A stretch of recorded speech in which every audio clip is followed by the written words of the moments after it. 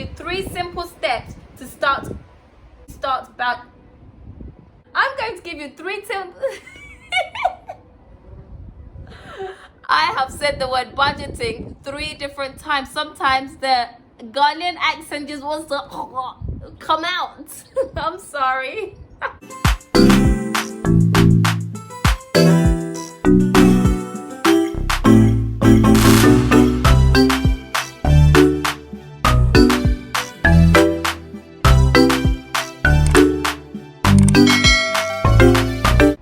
Hi Dimplets, you Dimplets, dimple sizers, dimple kingdom, dumpling dimples. I actually need to come up with a name for my subscribers. Any suggestions, comment below. So today we are going to talk about budgeting. Yes, money. Money is something we use all the time, but nobody wants to talk about it. It's like money is a taboo topic, but I'm going to talk about it because if your Auntie Dimples doesn't talk about it, who else will? We're going to talk about budgeting, how to maximize our incoming so that it lasts us for a very long time and increases what we are saving. Today's video is more of a beginner's guide to budgeting because when we hear budgeting, we suddenly think it's some fancy schmancy term that financial people use. In today's video, we're not going to bring out the fancy spreadsheets and all those mathematical terminology that tends to confuse people. I'm just going to keep it really simple and basic. Anybody can budget as long as you've got an income and expenditure. Bob's your uncle. Why is budgeting so important? Firstly, it can help you crush any debts you have. You get to take ownership of your financial future, and also you will be a happier and more free person when it comes to money. Let's talk about money today. Everyone's different depending on your circumstance. A proper budget may not necessarily mean spending less money, because the moment most people hear about budgeting, they think I have to spend money at the end of the month. No, it could just mean you need to make better financial decisions. I'm going to give you 3 simple steps to help you start budgeting.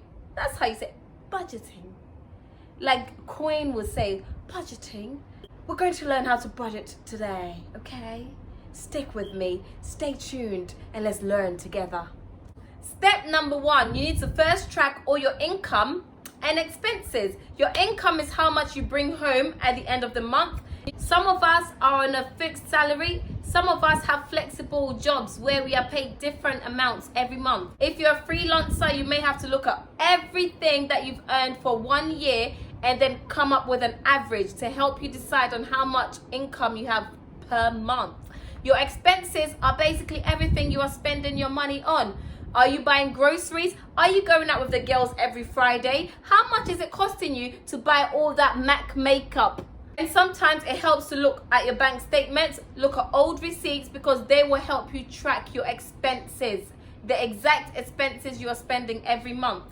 With tracking your monthly expenses, you'll be able to get a better picture, because most of us underestimate how much we spend a month. You know that little bit of McDonald's you spent on the side, you know, you might buy it on a Friday night and a Thursday night, and oh, I'm driving, let's get a milkshake from McDonald's. All those stuff add up. We tend to forget, we leave it in our subconscious mind because that milkshake doesn't count. Yes, it does. If you're having 3 milkshakes a week, each cost £1. If it's a 4-week month, 4 times 3, 12 pounds. That's 12 pounds that you could have pulled aside to maybe buy something else. So they all count as part of your expenses. We're getting real mathematical today. Once you've been able to gather all that information about your income and expenses, you need to use a budget tracker to help you list everything you are spending every month. How much are you spending on groceries? Do you like that occasional outfit that you buy every month? Do you go out with friends every Friday afternoon? What are the things you do every month that take money out of the bank account? Because those are all important and they form a bigger picture to your expenses, and you are able to then see what your average expense is every month. For example, I know that every Sunday I'm going to go to church and I'm going to have a little dinner with friends after church. So that is something that I'm going to put in my expenses. However, if one Friday in a whole year I went out with my work colleagues, I'm not necessarily going to put that as part of my expenses, okay? We'll keep that for later thought. But that will not be in my monthly expenditure because that's once a year. Step number 3, this is where we need to analyze everything. This is where we're going to get a little bit mathematical, but I'm going to keep it simple for you today. It's a beginner's guide and we are learning together. How do we analyze our revenue and expenses?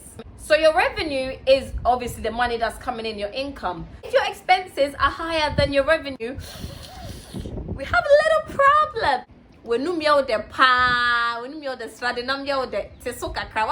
means you're living beyond your means. So we need to think about different ways that we can make sure our revenue is higher than our expenses. So to analyze your expenses, there are fixed expenses. These are expenses that you must make every month, like petrol. You need to pay your car insurance. You have to pay the rent. Groceries, you need food on the table. And then there are discretionary expenses. These are things that are not necessarily fixed. For instance, savings is a discretionary expense. Entertainment, funds, going on that holiday. We all love a bit of sun, sea, and sizzling behavior. But those are all discretionary expenses. Let's say I get paid £100 a month. After subtracting my fixed expenses and discretionary expenses from my £100, if I have about £20 left over, bravo!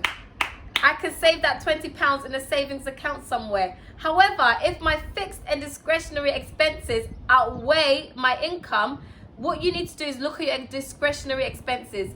Maybe instead of ordering that lobster, you may want to go for a crab. Maybe instead of ordering that champagne, you might want to go for Vimto. I don't drink champagne. Alcohol is not for me. I prefer Vimto.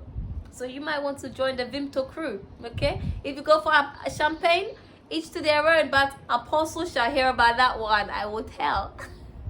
If you do have less money at the end of the month, please rethink your lifestyle, because it pays to save money, because that savings can go towards bigger projects. So with this information, you now are able to rebudget and budget and rebudget. Now you know from that video, you have to budget and rebudget. This should be a dance. And budget and rebudget and budget and rebudget and you'll be able to just tweak things, spend less, save more, spend less, save more, spend less, save more.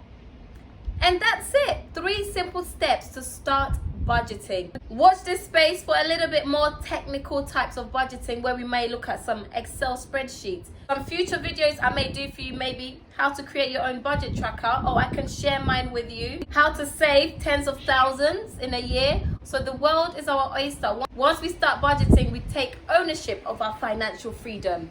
If there are 2 things you take from this video: income, expenditure. You want your income here and you want your expenses there. It's not about earning more money, but rather the money you are earning, your expenditure is a little bit less. That way the gap is greater. Maybe starting off here, but let's take ownership of our financial future, and let's get that expenses lower. Drop your expenses lower. Thank you for joining me to talk about this hot topic, and I hope it's been educational. And as usual, I aspire to inspire. So let's continue this journey together. Kiss from this dimple. Kiss from this dimple. Akua Dimples is signing out. Pose.